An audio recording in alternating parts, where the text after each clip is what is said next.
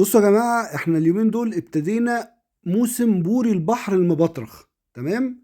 فايه، اسمع النصيحة دي من اخوك واعمل زي ما هقول لك كده بالظبط. هتروح لمحل السمك اللي بتتعامل معاه، هتقول له انا عايز بوري بحر مبطرخ، بس بوري بحر مش مزارع، اللي هو بيبقى فيه البطروخ الكبير اللي انت شايفه ده، اللي هو ايه، بيبقى لون المانجا ده. حلو.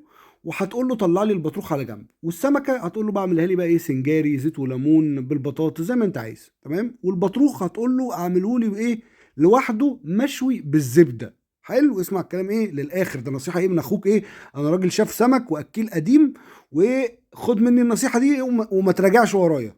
حلو. هتروح على البيت، هتضرب ايه، البطارخ مع شويه رز صياديه مع السمكيه.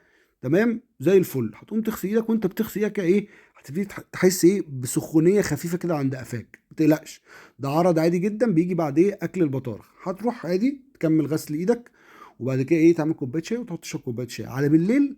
هتبتدي تحس ان راسك ابتدت تنور. ده عادي جدا لان انت ضارب بطارخ 360 فولت كهرباء. تمام. عادي جدا، هتمشي في الشقه يومين راسك منور، مش محتاج نور. تمام. ما تقلقش خالص. ده عرض بيحصل لاي حد بيضرب بطارخ. تمام. بطارخ دي يا جماعه فوسفور. بص يعني مش يعني، بص جرب وانت هتفهم قصدي. تمام. صباح الفل عليك.